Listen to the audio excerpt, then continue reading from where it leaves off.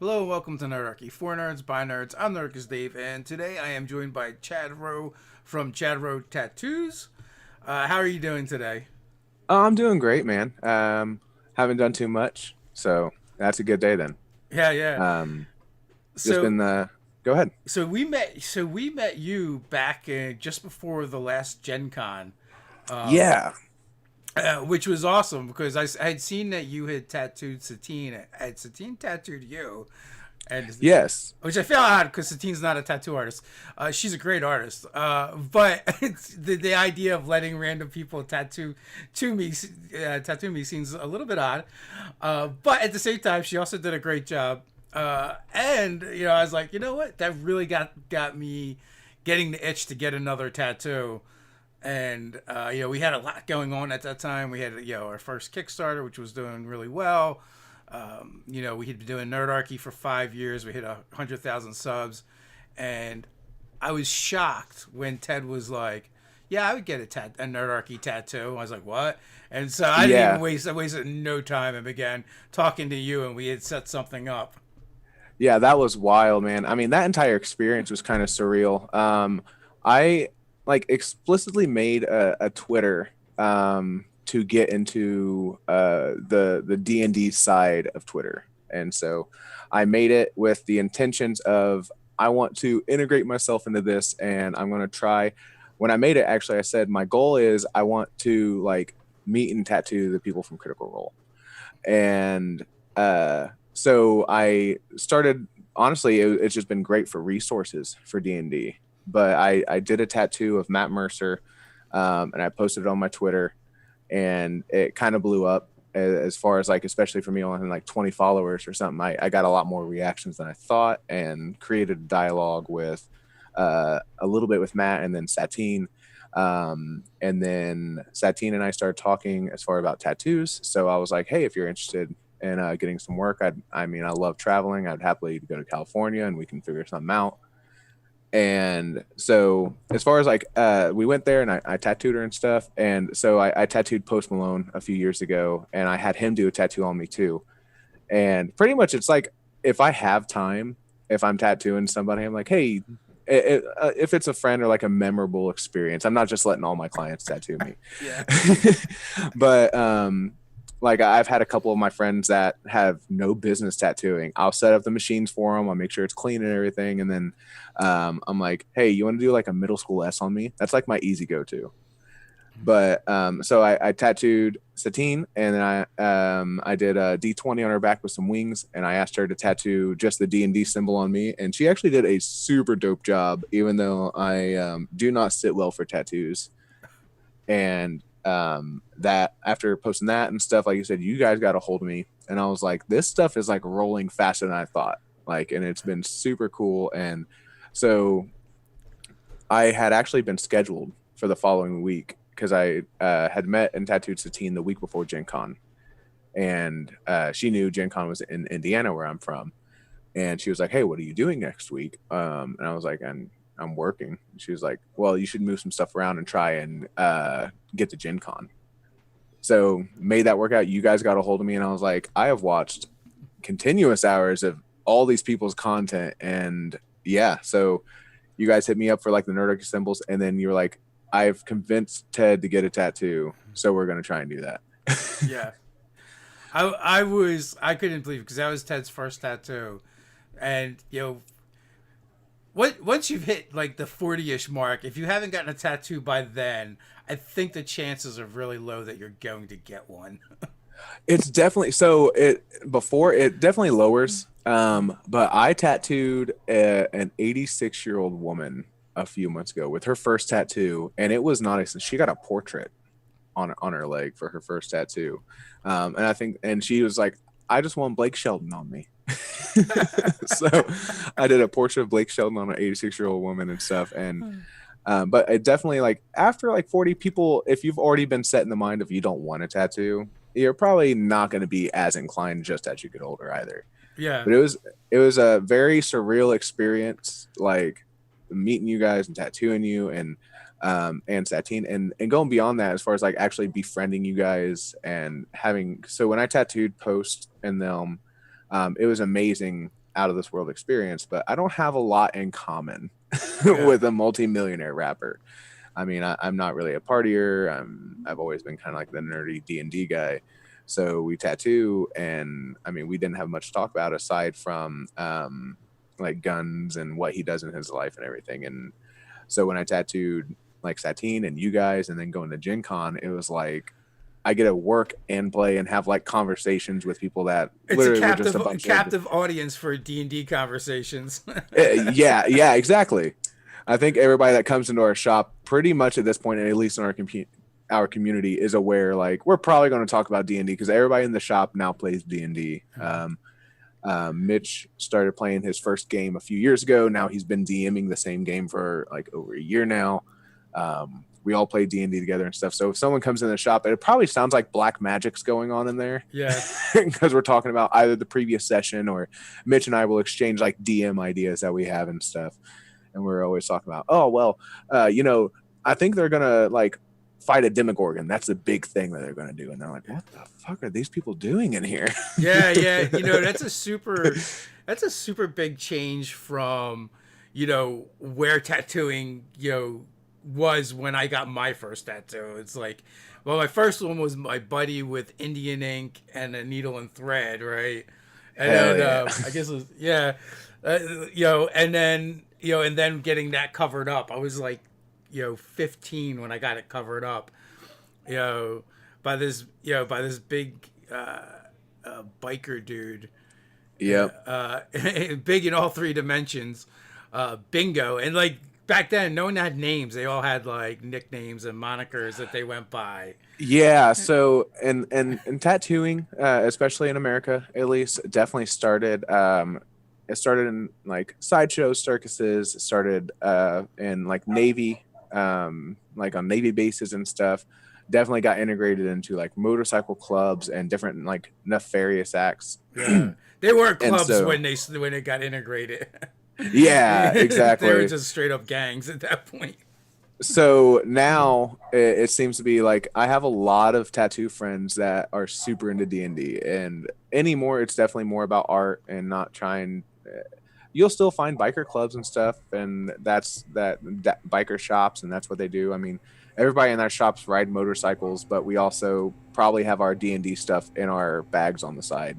Like, it's How, definitely changed over the years too, for how's sure. your experience as a tattooist affect your games? Um, you know, That's a good question. I'm not quite sure. If I had to think that it helps attribute with anything, just from my experience when I was deeming, when I was like 15, 16-year old, and then what I do now, along with just having experience over the years, I think it helps me activate and describe the senses to the people, I guess, just because the way I guess I try to envision stuff, I definitely am more like visual in description and stuff, and I have to remind myself of the other senses that I'm trying to tell people.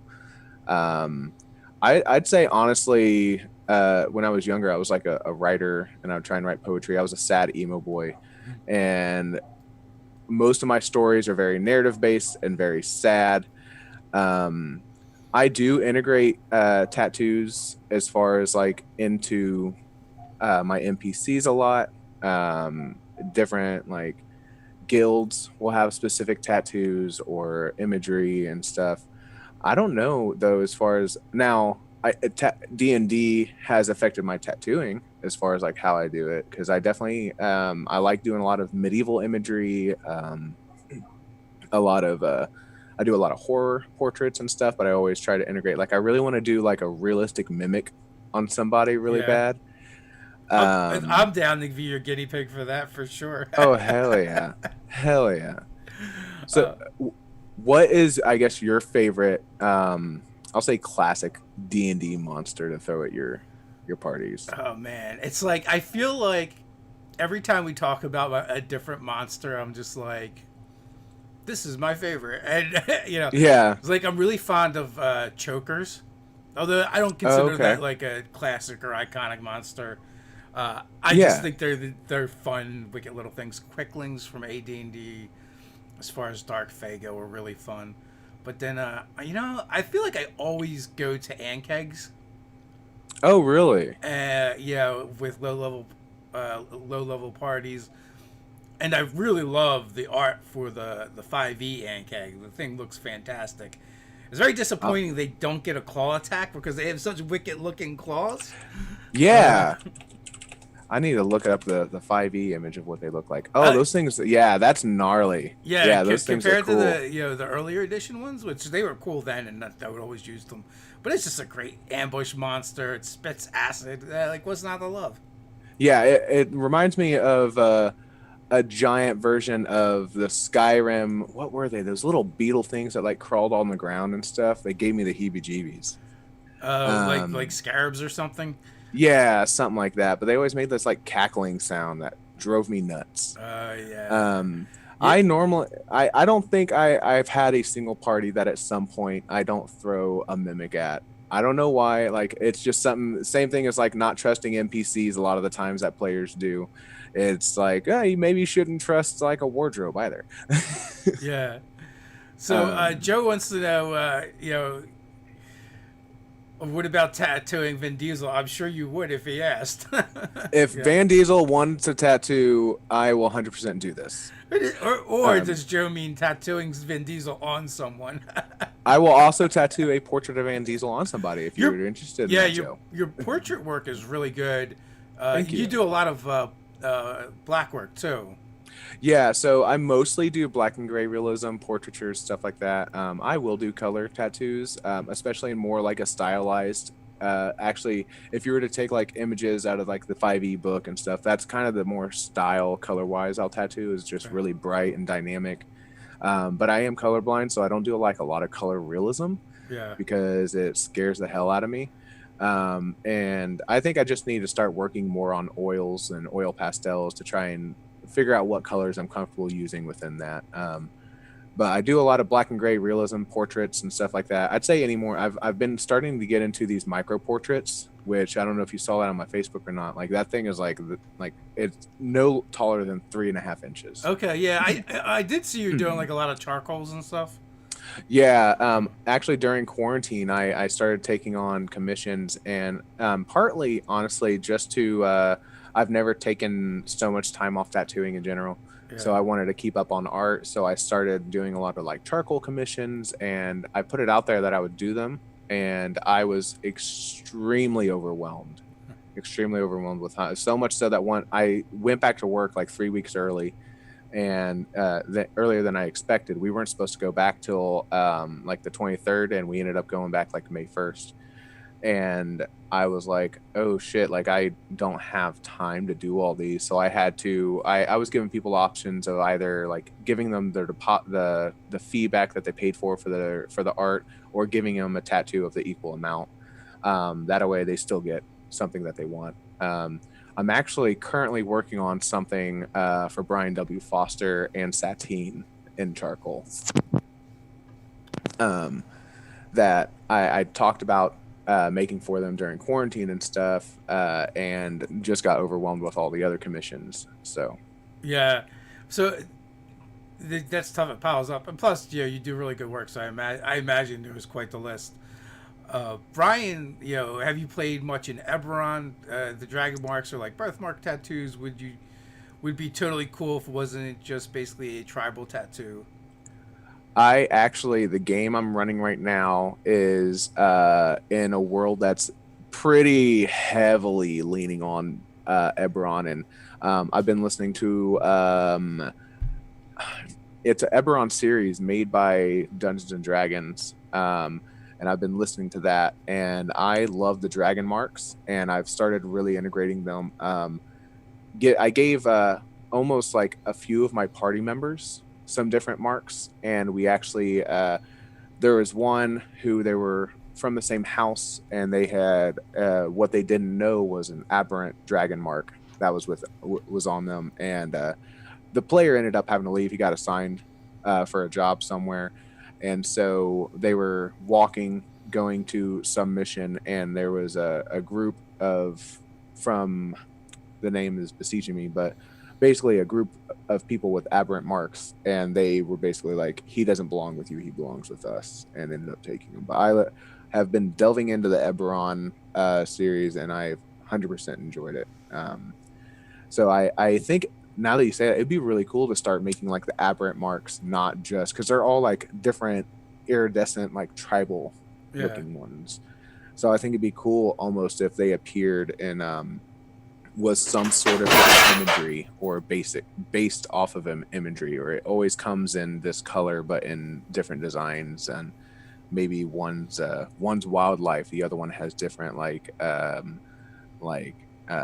earthly imagery, and the other one has like dark imagery and stuff. That'd be super cool though. I like that idea. Yeah, I've always been a fan of the aberrant marks, and matter of fact, I think the aberrant or non-aberrant dragon marks would be a great D&D tattoo that people would just look at and be like, "That's cool," and it just it just looks like kind of like a tribal tattoo, but at the same time, it's also D&D. Exactly. And it doesn't. Exactly. You know, now that you say that, I was just at Dungeons and Donuts yesterday, a place in Indianapolis that is super dope. And a guy had like a red tribal on his arm, and I almost wonder, I didn't get to talk to him about it because I didn't think about it. I almost wonder if he based it off of the aberrant marks from Eberron. Yeah.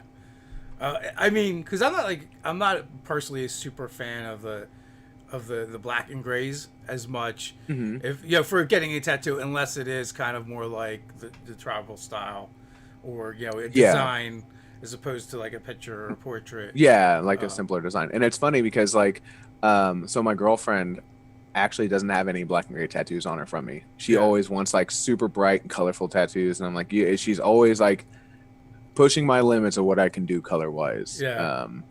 But it works really well. So, but no, so we were talking a little bit about the unearthed arcanas, like tattoos and stuff. Yeah. And I remember, I think it was a second edition or 3.5 that I played, and they there was a tattooed monk that you could play. Ted had introduced one in his long campaign. I actually my character married her after she quivering palmed me, but oh, okay, so it was a short marriage. No, that was part of the courtship. Oh, okay, interesting. Dwarves are weird. What can I say? Yeah. There was like this 3-process courtship I had to go through in order to get married. Okay. And it was weird because we really don't usually do that kind of stuff in our games. But my character was very driven by the clan and bringing things back to the hold. Like that's his whole reason for leaving, is bringing his particular clan. They handle the magic, in the hold, and so they would go out into the world as young dwarves to learn more and bring it back. So that that's their craft. Interesting. So part of the motivation for marrying this other dwarf was to build an alliance with their hold, as well as bringing back more marriage. I mean, dwarves are very pragmatic anyway, so I imagine like marriages between them are very business-like and contractual anyway. So okay. part of the thing was the courtship was there were 3 tasks that had to be done. I forget what they were. One of them was we had to make something for each other, and it had to be like special to them. And then okay. And my character was a smith, so I made like a set of magical tattoo kit. And nice. And I know like the final thing was, part of the courtship was we had to fight for some reason, because it's D&D, of course. That's what happens in D&D. That's what happens in D&D. And and that's where all of a sudden her level jumped up by a lot, and I got quivering palmed. Oh man. I think it's like very normal within like especially parties that really enjoy playing with each other and are kind of competitive, that they're like, can we just do like a Royal Rumble to see who lives? Yeah. At some point that happens, yeah. So when you run your games and stuff, do you do like high magic? Do you do like low magic? Or I want to say like it's still high fantasy, But like we kind of like in our games draw the line at you're gonna go to a shop and buy magic items. Like if you Hmm. can go someplace and procure that kind of stuff, it's going to be like really rare. I know like Ted Yeah. had introduced it into one of his games, and it was like an extra dimensional thing to get to. So it's like that kind of stuff is kind of rare, and you know I guess we go with the baseline like that's not the normal. You know, is a bunch of magic. Yeah, I mean, so the game I ran before this one was actually in a Dark Sun setting. So, I mean, I ran at very, very low magic, and it was very few and far between that these, like, if you found like any magical item, it was really rewarding for you. And as far as like as a player over the years, and that's how I prefer to play my game. I think it was just because the first game I ever played, I played for like 3 years, and we were like level 16 or 17. And by that point, our DM at that point, which mind you, he was a great DM, but anytime we went to the store, he would just hand us the book and be like, buy what you want. Yeah. And I think that spoiled us, and we literally took the utmost advantage of it. And it was so hard to be challenged at in 3.5 at that high level, and to DM for that too, with all these magical items. That I started playing when I DM'd, started doing very low magic, and now I've gone to Eberron, like an Eberron setting, and it's very, very high magic. And I'm still trying to make sure I'm giving my players rewards and some magical attributes that is fitting to the world. But I also don't want to like overload my players with so much magical items. They're pretty much just throwing them out whenever they fucking get them. Yeah. That makes. I was actually I was supposed to be a DM at D&D in a castle this year, Oh, nice. pre-apocalypse. But I was going to run an Eberron game, and I was going to do it. I wanted to do a War of the Mark style game, Hmm. so I was going to throw out the two options were, you guys are all aberrant dragon marks, and that's why you're together, or and you're Ooh, probably you're on that side of the war that's brewing, or you could be on the other side of it and be against the aberrant marks. that's super cool. Yeah, so that's what I wanted. And I guess if they were to go, I probably would have just started them all with dragon marks, to some degree. I mean, so Eberron handles that a little bit different. As far as like when it comes and when it's, I guess, awakened Well, they and made them stuff. sub race. They made the dragon marks a sub race. Oh, So like interesting. the initial thing they did was they made it, basically magic or an item, and then like once the final book came out, they're sub races. So it changes the core. So I think what I would have probably done though is did something completely different than that and just given them all some kind of mark to start the game with, and Yeah, so as a I bonus treat thing. it I treat it more of like a magical item Yeah. that they don't really know much about aside from what they've learned thus far. Um, and I can't say a whole bunch about it because I guarantee I have some players that are listening in on this. One already texted me and told me he is, and I'm Yeah. like, ugh.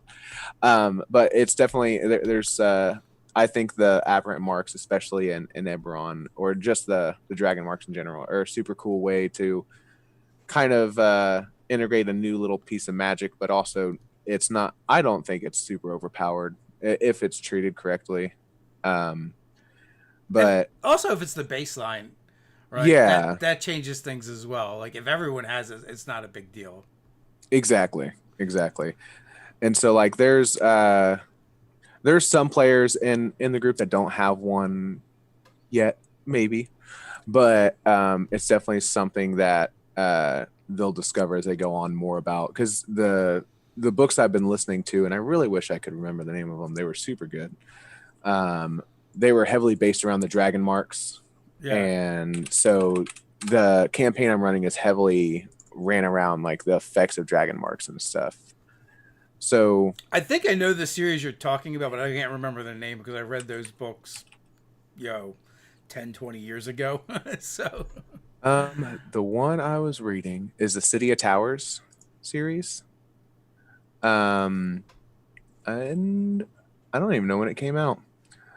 It has 3 books.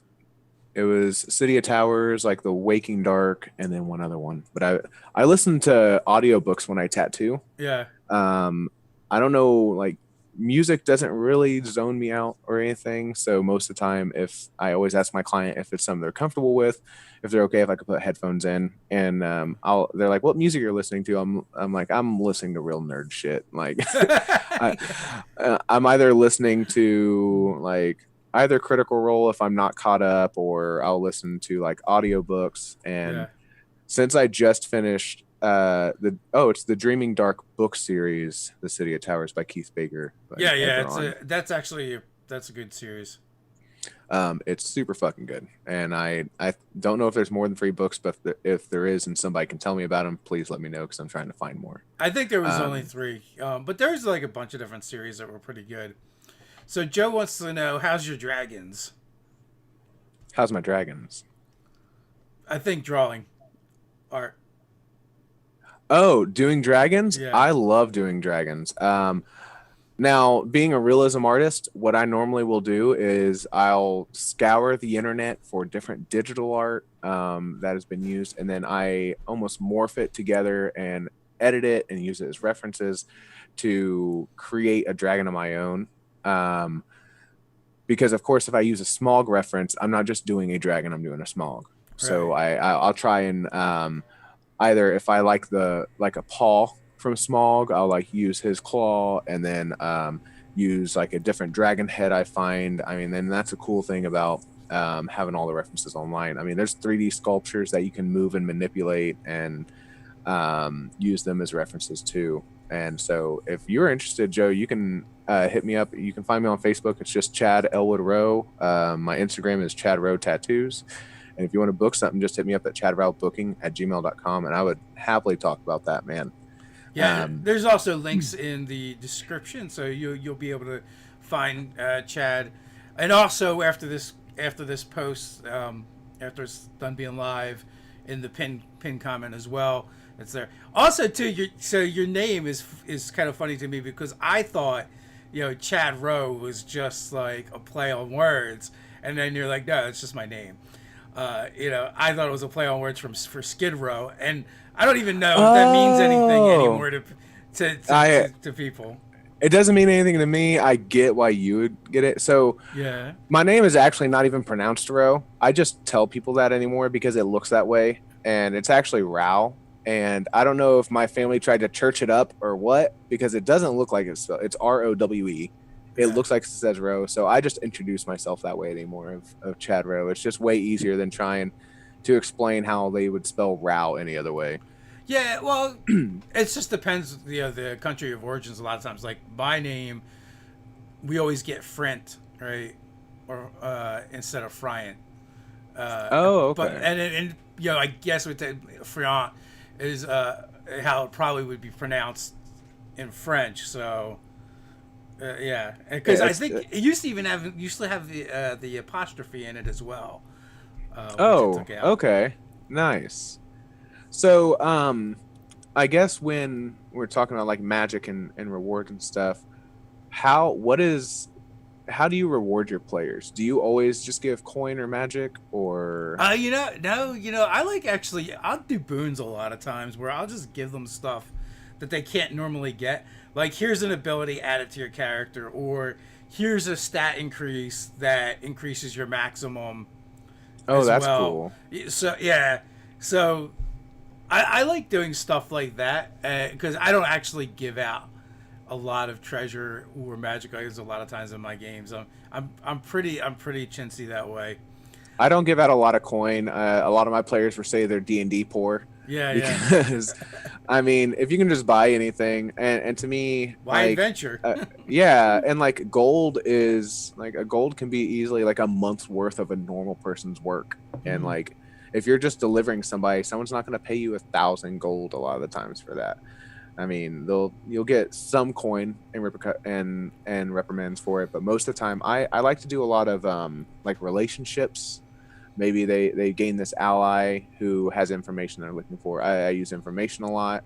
Maybe they get a hint to something they're trying to gain, or maybe something that makes it easier. Like if they had a side quest they didn't have to do, and then they finish it and they get back, and this person also has like this piece of information that's really helpful for the quest that they're currently on.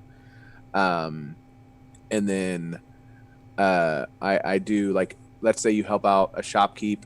Well, instead of just giving you a ton of gold, how about he gives you a discount, and at his store he'll give you like a 15% discount whenever you do want to buy something.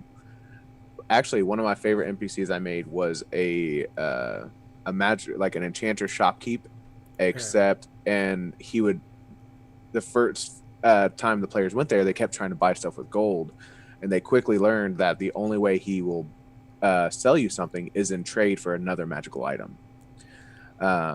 And that really helped, because I give magical items occasionally through encounters and stuff, but it really helped making sure my players didn't have like this haversack full of just different magical items, because they were kind of judging which ones they want and which ones they didn't. Yeah, I mean that's a great idea, because then it's a swap. It's not just them constantly adding to their inventory if you do have a place where they can buy the stuff.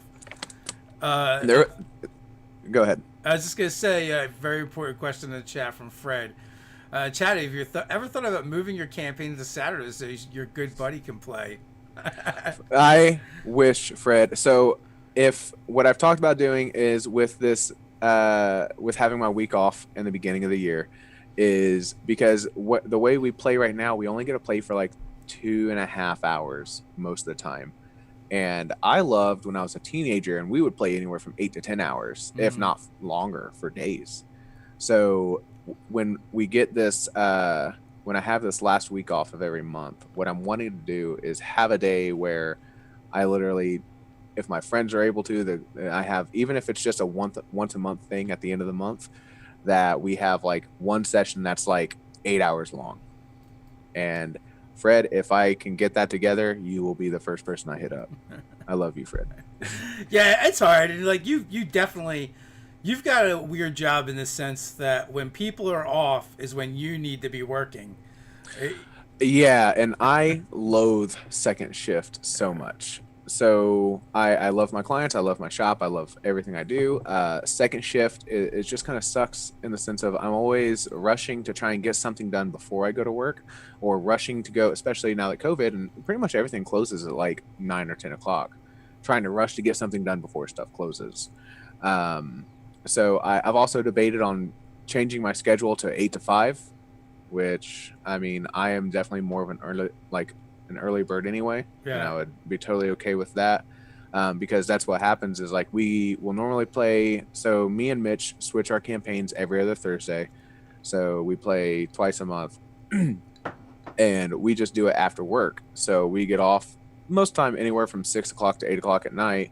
We normally start playing around 8 or 8:30, but then people have jobs they have to do the next day that are like big person jobs, and we don't go to work till noon. So they have to be out by like 11:30 at the latest. So I'm just envisioning, right? You guys in the shop tattooing people and gaming while you tattoo. Like, hold on, I gotta roll this D20 real quick. You know, I am not against that if that means we get to play longer. Like 1 second, I have this wrapped up deep 20, and I'm just gonna roll it on my table. Somebody add my modifier real quick for me. Totally. Go ahead. Or have screens up where you just you push the screen. So Brian has a question: which Critical Role cast member is on the top of your list of tattoo? Molly Mock tat on Taliesin, full chest portrait for Sam on himself. So I got to talk to Matt a little bit about a tattoo he wants, and then he was talking about getting a Molly Mook tattoo and everything.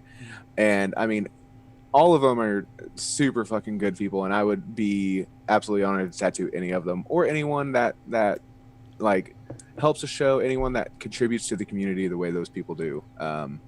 Like I know I've like I said, I probably am in communication with Brian more than anyone currently, because I mean, he's locked up in California and I was locked up for 10 weeks. So Yeah. every now and again we'll have an exchange, and that's why I actually, so the piece of art that I'm working on for him, and I'm sorry, Brian, it's taken so long, is I took his dog and I turned it into Ford. And That's an odd tattoo, but okay. so he had a photo of his dog, and I Uh, think he had a bone in his mouth or something. So he had like a tusk like coming out of his mouth. yeah. So I turned him into like his own little Captain Tusk Tooth. But I mean, oh man, a portrait of Sam on Sam would be really cool. And then I also have a portrait of myself on myself. So That's just weird. yeah, that was a bet, or it was like I was at a tattoo shop and we all agreed we would all get each other's faces tattooed on us just because we're friends. So we all put a whole bunch of names in a hat and we pulled them, and I pulled my own name like not once but twice. So I was like, I mean, I have to get this now. That's funny. Like, that's just the fate. I even confirmed the crit. Yeah. Old school. So I mean I was I did the Matthew Mercer tattoo on my buddy Jordan. I'm actually supposed to do, I think, a caduceus on my friend Lindsay, who's an avid critter. You get if you get a couple of the members of the Critical Rolecast, you're gonna have so much nerd tattoo business. You're like, you're not gonna, you'll be able to go to your 8 to 5 schedule just because they'll be making pilgrimages because Matt Mercer mentioned you. You know, man, I am totally okay if I just become the nerdy tattooer. Yeah. Like when That's we so talked cool. about getting that convention together and stuff, which I'm so sad that it got Pushed, the pandemic happened for that. We got pushed. I have another buddy of mine who I think, actually, if I remember right, my buddy Jordan actually got me into Critical Role years ago. And so if him and I were to team up and literally just become this like D&D duo of the tattoo community, that would be super dope. Oh yeah, we should mention that too. Yeah, Chad, when we finally do the Nerd convention. I mean, right now it's just 2021 Halloween weekend. Chad is going to be there tattooing, and yeah, it's super weird. Like, you looked into it and you're like, what do we got to do this? And they're like, nothing. You're like, really? Oh, that was yeah. So like, that was the first convention I was trying to get together, and so I was like, most of the time, like, it's huge hoops and barrels to go through to make sure that these health department regulations are upkept and everything. So I called the county, then I called the health inspector, then I called the city inspector, and all of them were like, no, you just show up. Yeah. And I was like, okay, so I'm going to have I'm going to put it together with the standards that we keep in Indianapolis to make sure that everything's good. Of course, who knows if we'll be able to do conventions next year even, or what they'll be like.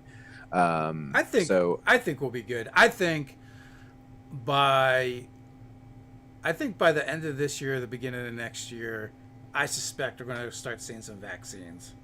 I agree. Yeah. I think so. My girlfriend had this idea, and I think something we're going to do when we do the convention is like on part of my booth area, create like this tumbler and somehow make it like a dice sanitizer. And so that like people go and buy dice or that have been playing all day or whatever, they have like a little station. They can just like tumble their dice and get them sterilized real quick. Go wash your dice. Like, almost like it makes me think of golf. Yeah, that's kind of like. Can it just be that where you stick your die in it and you just like up and down? Just plunge it up and down. Yeah, absolutely. But yeah, if anyone's wanting to get tattooed next year at the Nerdarchy convention, I would absolutely love to fill my books with nothing but D&D stuff, because I find that'd be just super appropriate for that. Yeah, so I know some people get weirded out by like the idea of the traveling tattooist, but like for me, the tattooist I used before you, which was like, it had been like 10 years since I had gotten a tattoo. She had done 2 of them on me. And like, she's like, I do conventions all over the world. I'm used to having a kit that travels and going places and keeping with all the guidelines and the best practices, regardless of where I'm at. So that is the key of what you just said right there. I mean, that is you can have somebody who if they are tattooing in the house and they don't have the proper training of bloodborne pathogen, cross contamination, how to keep surfaces clean, then no matter where they go, they're not going to be able to maintain that Yeah. cleanliness level. If you have somebody who understands bloodborne pathogen, what agents they need to use to make sure a surface is clean, the difference between clean and sterile, like all those practices, they can find a location that is appropriate to make clean and sterile. And if they can't do that, then they probably won't just do it. Yeah, their So, I shop is mean, going to be the same way, right? So it wouldn't matter.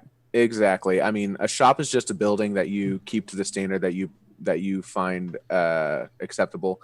So it doesn't matter if it's a shop or somewhere else. It definitely comes with new barriers when you are tattooing and like hotels that have convention centers and stuff. I mean, because a lot of them do have like carpeted floors and stuff. So you're just kind of going out of your way to make sure that there's different precautions to make sure that the cleanliness level is still the same as your shop. I mean, I've done tattoo conventions in multiple states, Ohio, Texas, Utah. And then I do tattoo convention, or I do guest spots all over the US. And then I know what we had talked about, me just flying out to you and finishing up your tattoos and stuff. And then like, again, of course, flying out to Satine tattooing her. I tattooed Post Malone in his dressing room. I tattooed him in it was at Bankers Life Fieldhouse, and like the locker rooms that they turned into like their little party areas. How did he find you? He didn't.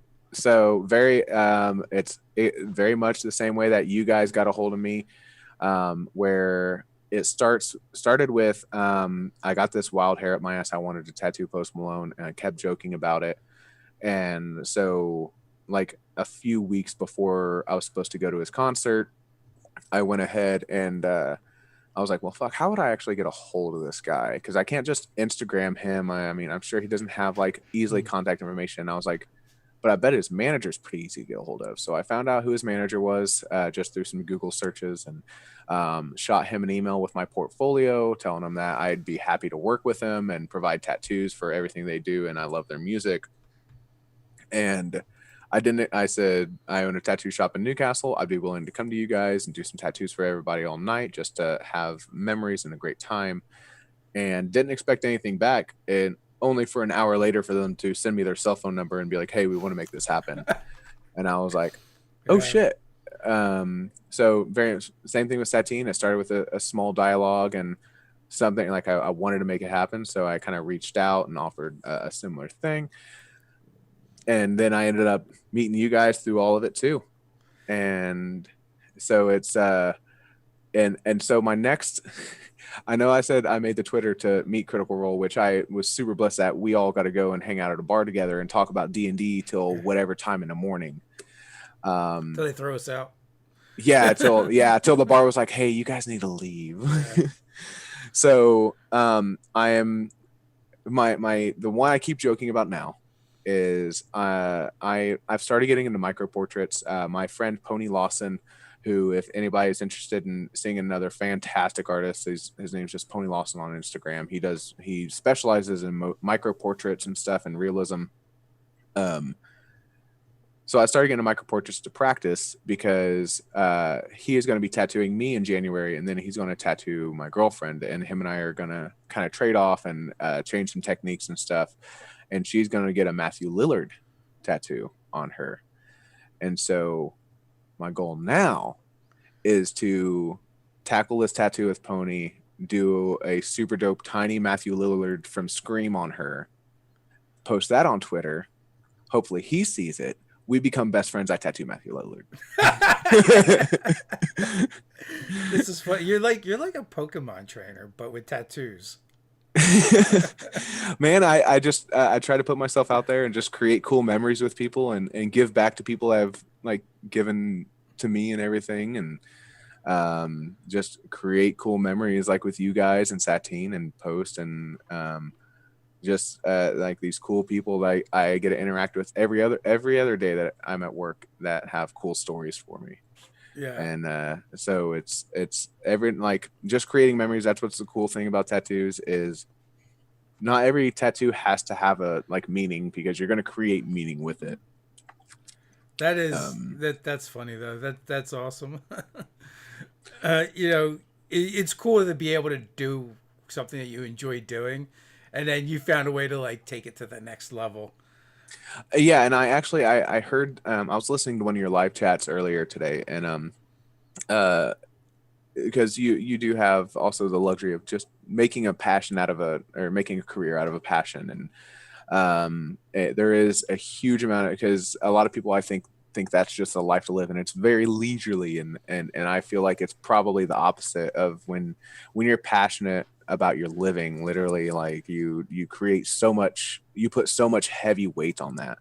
And I think you were talking, I wish I could remember his name, but you were talking to somebody and it was like, when you were passionate about what you do and you make a career out of something that you love, in a very competitive field, then it becomes very time consuming. And that's where it comes from a lot of times is, okay, so I do get to create these memories, travel and tattoo people that I never, or meet people I never thought I'd get to meet, let alone tattoo them and have them tattoo me.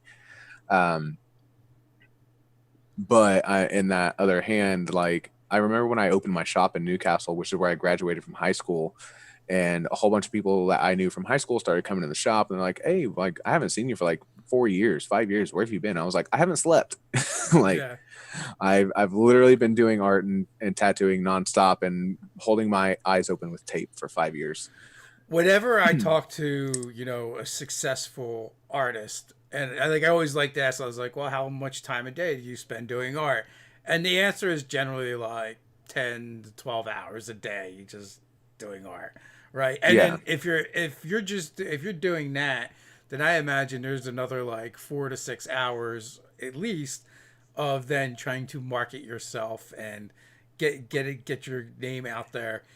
You know, so like for me, I kind of like roll out of bed into these things. So I get up just before them, you know, between 10 and 11, but then I work throughout the day until like, I don't know, it could be anywhere from like 2 to 4 in the morning, you know, Yeah. depending. So is when you're doing that, is that content creating or are you preparing for a DM session? Because I've heard you talk about before, it seems like you DM the same way I do, where I don't know if it's just from experience over the years or just my preferred way of DMing. Of I write, like I have a like little post-it note with like 3 sentences, and that's it. And I'll mentally have what I'd like to go on in Mhm. there, but I don't really prepare that much. So when you were saying that you were working those kind of hours, are you content creating? Are you Yeah, that's content creation, and really like for me, like it's for like managing social media. It's mhm.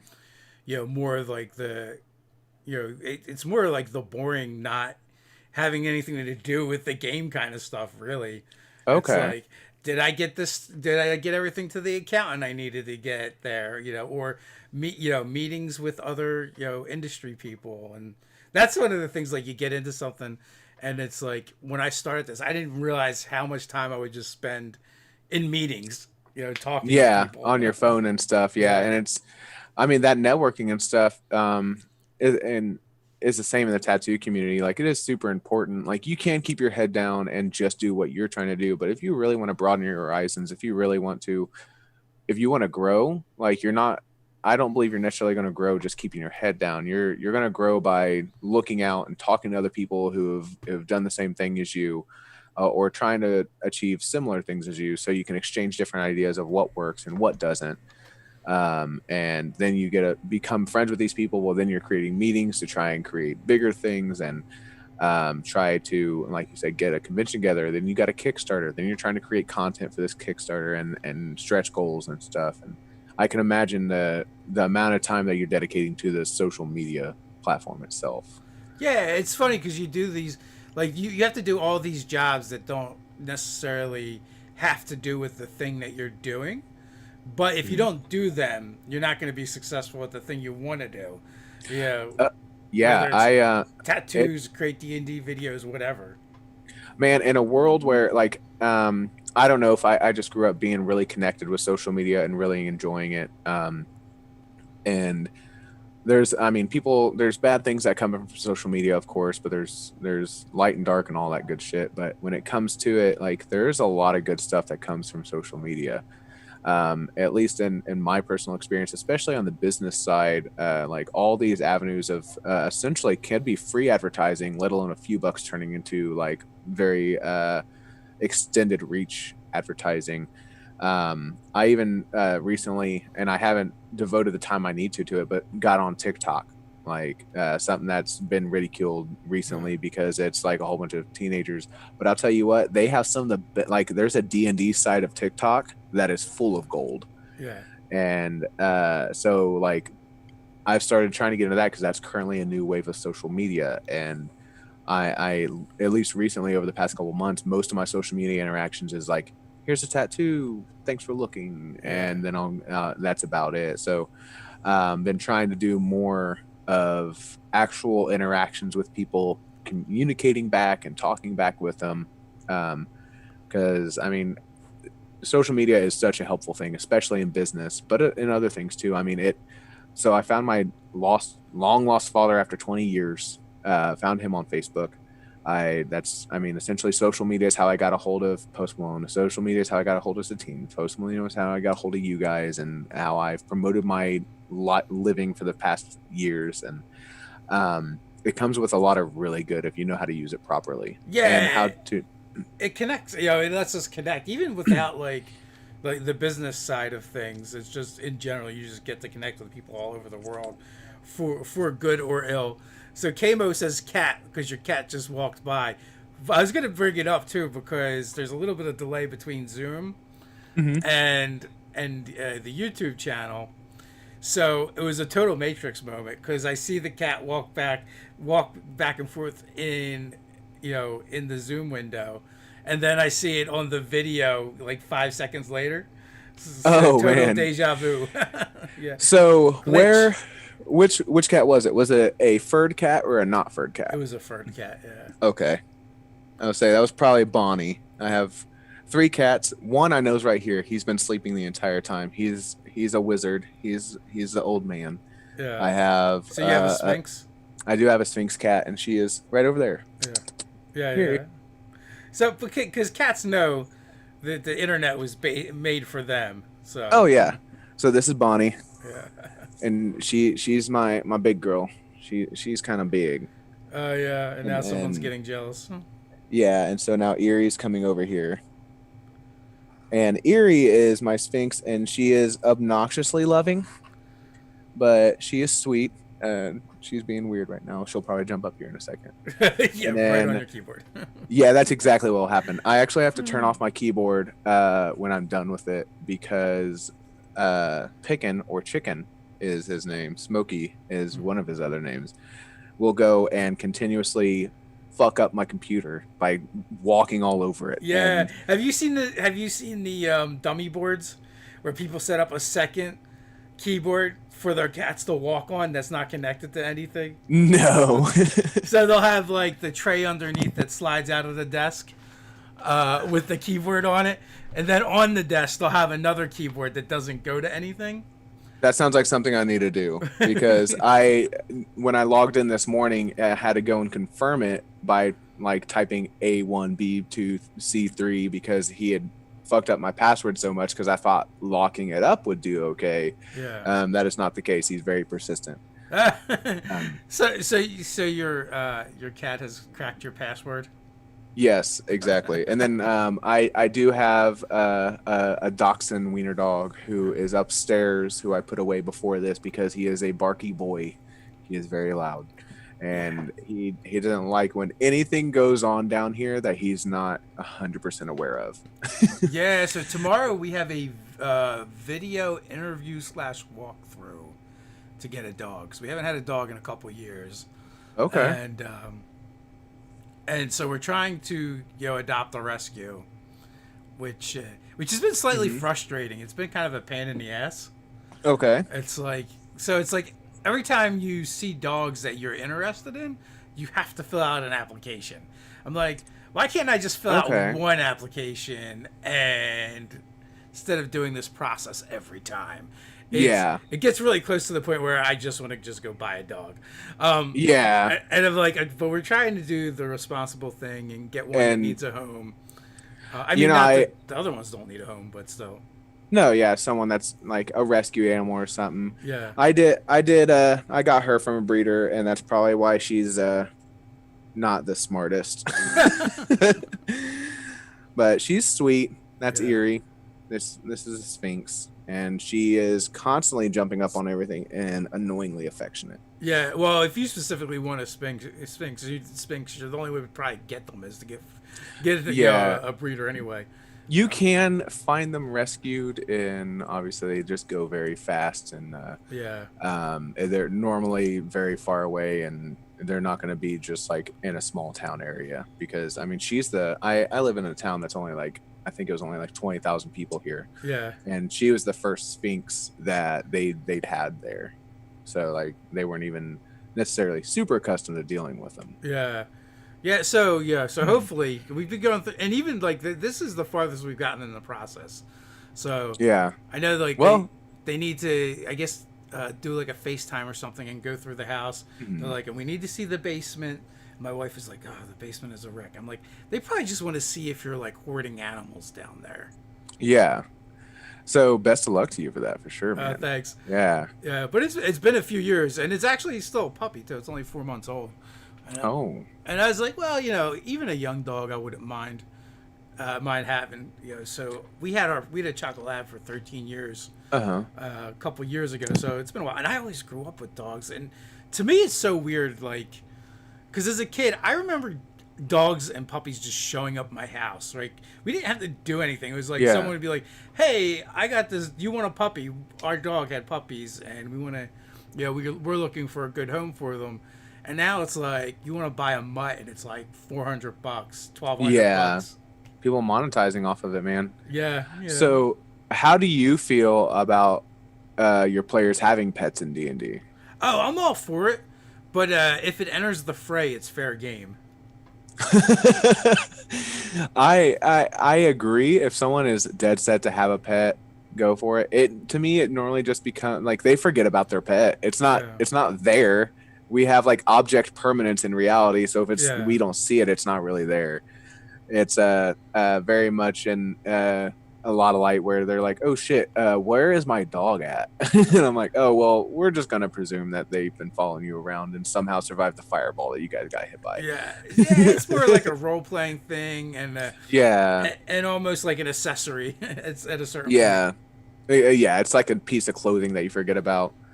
Um, so do you have something I was talking with a guy about yesterday, and I'd actually only heard of it a few times, is confirming crits or confirming failures?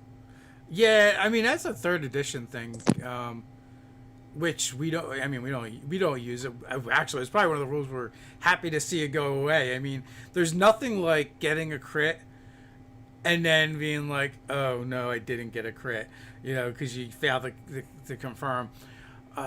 And also, it was also a lot easier to crit in third edition because you had like I think there was a way if you took the right number of feats and did the right thing with the right weapon, you could crit on an 11 or a 12.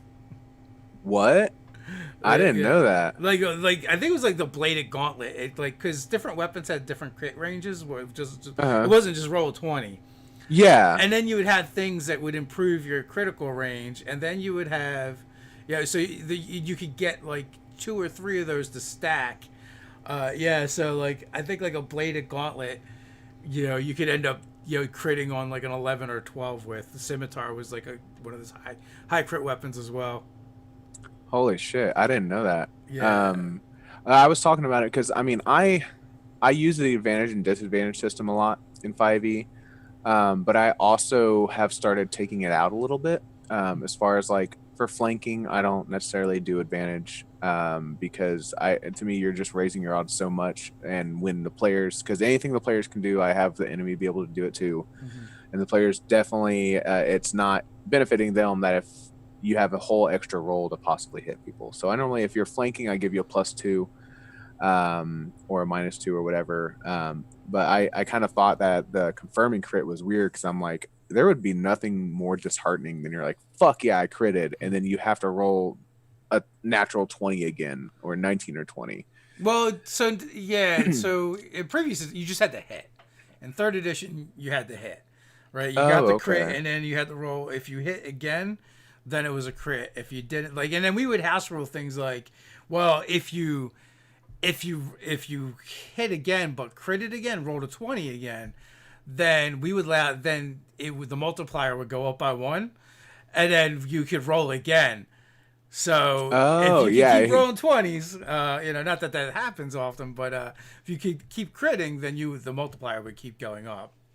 So I something I started implementing because when I had always played D&D is like a natural one's a natural one, you fail. And this last game I played, one of my players was like, that's not how it works, especially in 5e. And I was like, oh, okay, well, add your modifiers. And they're like, all right, on my natural one, I got a 16. And I was like, okay. So to help kind of meet in the middle of like a level 20 assassin shouldn't be failing, have a 5% fail rate on sneaking. So what I started doing is at my table, if you roll a natural one and you're proficient in it, you can add your modifiers. But if you're not proficient in it, it's a critical fail. You don't get to add your modifiers to it. So crits are only automatic on attacks. I mean, by roll. Yeah. You can play however you want. Yeah, But by by roll. roll, I think crits are only automatic on attacks. I don't even know if they're. I don't even think they're automatic on saving throws anymore. I don't believe so. And I don't think is a natural 20 a natural, or is that a crit hit even if it's not, if you don't meet the AC? Yeah, it does say it if it doesn't meet the AC. Okay. But on skill checks, there is no crit success or fail. You could roll a 20 and still not succeed, depending on what you're trying to do. But I agree with that. But you can roll a 1 and still succeed. Although, so the assassin example, maybe not the best one, because like at a certain point, rogues can't get below like an 11, right? That's And true. whatever Yeah, their because they have that bonuses are. expertise or whatever. Yeah, and if they're really good at it, so they can't get under like a 20 something at those Jesus. levels. So it gets kind of crazy. But no, so yeah, I don't know. We haven't really had to do much with that. If you roll 20, it's a crit. If you roll 1, it's a foul, pretty much. And it's only for attacking. So Yeah. Yeah, that was and I agree that like a natural 20 when you're trying to do something shouldn't necessarily mean you automatically do it, because I mean, like you see the memes where like someone's trying to jump to the moon and they roll natural 20, so they do it. It's like some things are just impossible. Like, yeah, or seduce the golem. No, you can't seduce a golem. It's a golem. yeah. I don't know if I just have been very blessed to have players that I guess understand that a little bit better, but I've never had like a bard try to seduce the dragon kind of thing. Yeah. And so I don't know necessarily what that's like, because like you said, if I don't think that trying to seduce your way out of every situation is going to work. Yeah. It's just not. Well, we don't have that kind of stuff come up in our games very much anyway. I mean, like so most of that stuff is like fade to black or very like third person. Like, Yeah. I don't really have a desire to role play a romantic scene with Ted. And I feel like he feels the same way. So I mean, if that's your thing, go for it. But No, we kind of set up actually something I saw. I don't know if it was on TikTok or Twitter. It was basically a comfortability sheet that you could print off for D&D before for a session 0, and basically you would talk about what it's like red, yellow, green of what you're most comfortable with, what you're not comfortable with, and then somewhere in the middle of like, I'm comfortable with this, but if it didn't have to be included, I'm not upset either. yeah. And I think that's a super cool thing to include into your session 0 to kind of see what kind of game you should be prepared to narratively create. There are things that at least I think should never be involved in D&D. In my games, they won't be. But there's definitely some other things that just is out of people's kind of, like some people are triggered by spiders, and if that's something they are absolutely triggered by, maybe you shouldn't introduce like a giant spider, because it'll give them actual like out of game anxiety or whatever. Um, Yeah, I had two interesting instances come up with two new games for the session zero and kind of defining the social contract. The first one was we did the game stuff first and then did the social contract, and then we realized that was kind of a mistake because the things that came up in the games stuff for the session zero really should have been discussed in a social contract, to see if yeah, everyone was okay with that. And I was definitely guilty party for introducing elements that people may not have been comfortable with. And then after I did it, I'm like, in hindsight, we should have did this the other way to make sure this wasn't a problem for anybody. It wasn't in yeah, that particular game, thankfully, but it was a learning experience. yeah. My session zero, at least these past two ones that I've had, have been pretty straightforward. Of like, everybody was pretty openly comfortability wise. Of course, we're all friends. We all know each other, Yeah, so we can kind of judge. At least I'd like to believe socially what everybody is comfortable and not comfortable with. Most of the time, the only things that I've had to bring to my party's attention is if I have a player or that's either being isolated or being like taking the limelight too much. mm-hmm. So that's had to be addressed a few times. Or if people are in combat, just constantly playing on their phones. Like Yeah. that's something I try to ring master in of like, hey, like they paid attention to you on your turn. Let's go ahead and if you're looking up D&D stuff, then I don't care. But if you're just scrolling on Facebook, let's make sure everybody's getting their time to shine instead of just when it comes around to you kind of thing. And yeah, I mean that's always important in figuring that out. The second instance was with a player uh, and they're Hindu, so they're like, I really don't like violence against cows, and I was like, oh, okay, we Okay. can definitely do. I mean, I don't know that was going to specifically come up, but then it made me think too. I was like, so what about Minotaurs, right? Oh And I yeah. hadn't asked them, but I was like, but then it started making me think of like, well, what can I do that's that's not a Minotaur, but like would fill that role. So Hmm. sometimes like these aren't problems; these are just ways for us to get creative. So now I want to do an iguana or iguanodon style humanoid creature that would fill that role of the Minotaur or like the rhinoceros iguana. Oh, that'd Uh, be super cool. yeah, and I was like, especially like where we're, it's my quarter worms game, so like everything is reptilian and draconic in Oh, this particular nice. valley. So I'm like, well, maybe they wouldn't have a minotaur anyway, and like Yeah. the humans are primitive and all tribal, so definitely I'm thinking of doing a plot line where it's either one of these humans gets cursed, and I don't know if it's going to be a were creature scenario or if it's just going to be a more like the Minotaur style scenario. But I think it could be fun to experiment with something new. And also, iguana claws are freaking sick looking. Gnarly. Yeah, They're they're just like gnarly. big and sharp and So when you're talking about getting creative and like creating these different monsters to because maybe if you have like an encounter that you have a stat block that you think would work really well, but maybe the creature doesn't like match the persona or match the vibe you're trying to feel. What would you say is probably your favorite like either homebrew encounter or homebrew monster that you've made that you've had within D&D? I had a lot of fun with. I wanted to run like a bug hunt style adventure. It was just a one shot, but like it was very much inspired by xenomorphs and zerglings and from what was that game? StarCraft, and Oh, okay. and then also I don't know if you read Jim Butcher, but he's got I a can't say I do. but so he's got a Alaria, this fantasy setting, and then, and there was also these creatures in there. So so I definitely used the creep because I just like the concept of creep Uh-huh. from StarCraft. It's just weird, right? Hell yeah. And then so I took ANKEGs and mixed them with different NPC classes. the knight class, and the assassin for the queen, right? And so the knights get this ability just as a bonus action. They can basically get bless their allies, right? So I Uh-huh. was like, well, what if I use that to represent like a hive mind?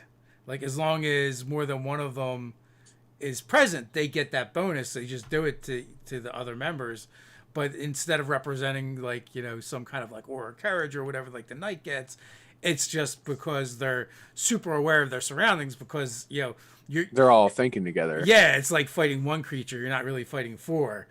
Yeah. That's super cool. Yeah, so, I do a lot of stuff like that where I'll just have like different tabs open with the different monsters, and I just like will be Hmm. like, all right, I'm using this from here and this from here, and so I don't even like write anything up. I just like kind of on the Use fly I do eyeball it. that a lot too. Yeah, I Yeah, definitely do that a lot too. Like one I definitely will give like if I made an encounter, one of the last encounters I had for my last campaign was there was a group that was trying to capture the party, and there was instead of like monsters, actually one of the things I loved about 3.5 monster manual, it was like there was different variants of yeah, each monsters and stuff. But what I'd done is like I had taken these just human like soldiers, but then I had there was a group of ranged individuals who had spears that had a poison on them that could stun and paralyze their opponents. Then they were just gladiators that would just literally run up, and they had big ass shields, and they were just trying to distract everybody on a melee. And then there was a guy in the back who all he did, like he didn't he didn't actually fight, but on his action, or as his bonus action, he could command like the all the soldiers to move, so they would get like a free time to move around on his turn. And I can't remember what I did for his action, but he had something else he could do his action that wasn't combative; it was more like strategic. That way, it's just adding another element that's not necessarily killing the party, but then the players are like, "Oh shit! Like what's going on over here?" Um, Probably my favorite like monster I created wasn't even like I just used a flesh golem, and like I think I nerfed some of their stats because I had like 5 or 6 of them. And the party had walked into this room, and there was like a key on a mantle, and they were in some like mad scientist dude. He was just making a whole bunch of different golems and stuff, but he had a key that was on this thing in the middle, and as they picked it up, there was golems that came out from the walls, but they had keyholes yeah, like in their heads. And once, so they couldn't, the players, once the golems got knocked down to 0, the heads didn't, like they didn't kill the creature, but the head would split open to reveal the keyhole. So the players then, once they realized that, it was becoming really cool to watch the players. They would try and open a head, throw a key as a bonus action.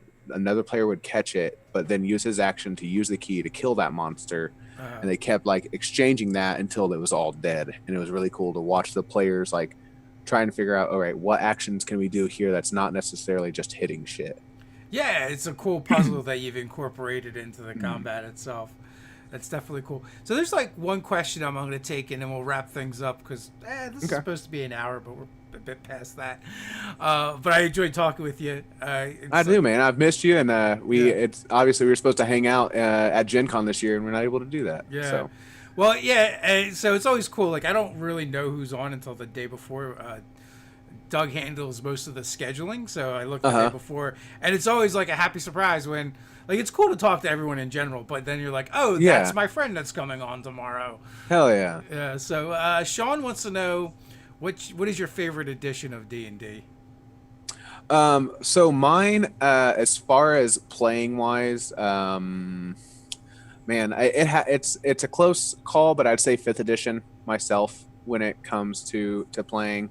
I really liked a lot of things about 3.5, especially on a DMing side. I really liked how there was different, like I said, different variants of the monsters. There was it was a little bit more number crunchy, but I felt like it made more sense to me narratively to describe. So as far as I don't know if you ever used a fumble sheet or not, but using a fumble sheet, if someone rolled a natural 1, they would then roll like 2d10, give a percentile, and then something happened within that sheet. And There were some times where it was like the enemy knocked off a piece of your armor, and now you have a -1 to your AC until you're able to fix it. I like how narratively driven 5e is, and it's not as number crunchy. I do think that sometimes just throwing in disadvantage or advantage can change the story from a heavy percentage roll too much myself. I definitely like just a +1, +2, -1, -2 for some situations. Yeah. So, having played through all of the editions, like it, 5e is hands down my favorite, because what 5e did for me, it realized what was missing and what kind of got left behind from second and first to third, right? I like how you didn't even mention fourth. Like, well, no, there's things in fourth as well, but so there was things that I was missing from second edition and third that I didn't know I was missing until 5e brought them back into the game. And then just as I get older, I just seem to enjoy rules light systems more than rules heavy. Yeah. But no, fourth edition, they took so many things from fourth edition and put it into 5e. Oh, really? They've done a really good job with that. A lot of the things, they just changed the name, or they, instead, like in fourth edition, it was very much like this thing will move something 4 squares. Well, they just changed the language and they're like, this thing will move something 20 feet. Yeah, like so a lot of the stuff is in there. They just changed the language. Ritual casting is definitely cool that they had it back in. Yeah. Cantrips is at wills is definitely cool. And they really took those concepts of daily encounter powers and at wills and put that into 5e. They just changed the language on it and tied it to the rest mechanic. I did really like, and I think it was 3.5, where it was almost like a point-based system that you could integrate into your skills, where depending on your intelligence level and what that modifier was, you could also get so many points to put into specific skills. And like if you were proficient in it, it only took 1 point to do 1 skill level, and then if you weren't proficient, you would have to put 2 every level to go up 1. And but like you said, it's very rule heavy. It's very number crunchy, and I do like 5e. How, I mean, I don't really play raw. I play raw in a lot of senses, but to me, I'm not going to diminish fun to be like, well, the rules say this, unless it's something that is just astronomically like out of control. But I'm not going to sit here and like flip through a book to try and figure out what the specific wordage is for how fast am I falling at, and when do I like reach the highest point of speed while I'm falling from a tower and stuff. I'll try and just rule it as is, and then figure it out later and be like, right now we're going to rule this, then we're going to figure it out, and we'll kind of go from there. So third and Pathfinder are kind of granular, and that's what people that's what I feel like a lot of people like from that. But like you can break that down to, it's like minutia of a +1 to 4, but they're usually +1s or 2s. So I don't know that is all that more interesting than the big blocky chunks that 5e kind of works in. So, when you break it down, like even like the skills, it's like, oh yes, you can spread them out and you can have more skills, but you're not really ever good at any of them when you do that. So most people just would be like, oh, here's these skills I just max out to be good at them anyway. So it ends up kind of being the same effect. Or like in third edition, you would have to take 3 or 4 feats to equal a feat that you get in fifth edition. Yeah. Well, in like in 3.5, there was more like prerequisites to get feats, right? Yeah, because there were trees. Like you'd have feat trees. So when you took a feat, you didn't necessarily mean anything. Like you get a +2 to disarm, right? When you take this feat, but in 5e, when you take a feat, it it fundamentally changes the character, and the other players at the table, when you use that feat, will probably recognize something's different and see something different. Where in previous editions, you had to take like 3 or 4 feats for that to get before that you're doing something really cool. Yeah. Well, you take Sentinel, and like the first time someone's running by you and you just whack them and they're Yeah. stuck at their place, everyone's like, "Oh fuck yeah!" Yeah. Now that just pummel that guy. Yeah. Um, I And definitely I like the feats a lot in 5e and how they work. I like how they're easier to get in some ways. You can't just take a feat every level. yeah. So S- So I guess so my kind of point is I feel like the idea that you had more choices and more flexibility in like a third edition game or a Pathfinder game, I feel like it's more of an illusion than an okay, actuality. yeah, Because really we're talking about plus ones and twos most of the time. That was that was your more choices and options. that's true. Yeah, Uh, you had more options for like a plus one or plus two instead of like, well, 5e offers this huge compendium of like different options that do something greater than that. Whether it comes with a like a longer wait time or greater sacrifice or whatever.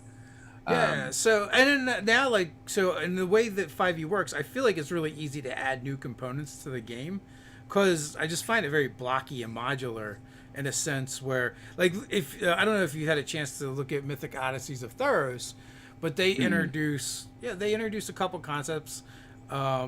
Supernatural gifts is essentially you just get this supernatural ability. It might even just be a feat, and everyone just starts the game with it, right? So that's way cooler than to me than being like, well, you get a plus one to this thing, or yeah. but now you might have like Magic Initiate, or one of the Great Weapon Master, or an actual specific gift that comes from that world. Like one of them basically turns your character into a construct. Oh, that's cool. Yeah, so like there's cool things like that, and I feel like there's other places in the game where you could do that. I know some DMs at first level you start all their players start with a feat. If you're a human, you start with two, or you can start with two. I let my players, if they give me a handicap, they can take a feat. Okay. Yeah, so like you And said, there's all kinds of house rules like that. because I think having some sort of handicap, whether it's and I don't like the handicap is I like to fight in bars. That's Yeah. or I'm an alcoholic.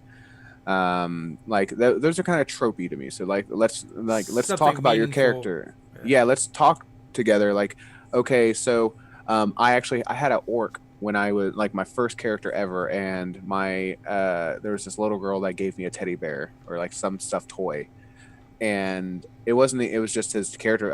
It was a handicap by creation, but basically he just became so connected with this little person that had given him this teddy bear, that if the teddy bear came up missing, if he lost it in a battle, like it was pretty much like I don't give a fuck what's going on, like I'm going to be finding this teddy bear currently. That's my new mission. um where I've had players where they make it where they like I like to create connection within the world too. Like I understand that like a lot of players make their parents dead, but I think Yeah. it's if your parents are dead, like who do you have? Like let's create somebody in this world that you're connected to in some way, because that'll bind you to this world and give you something to lose or something to gain. So yeah, with that, we are way over. So I'm gonna wrap things Yeah, up. let's. Final words before we head on out. No, man, it was really nice talking to you. I'm glad to hear you're doing well. Everybody be safe, stay clean, wash your hands, wear your masks. So Thanks for coming on, chat. It was great to chat with you. And until next time, stay nerdy. see you guys.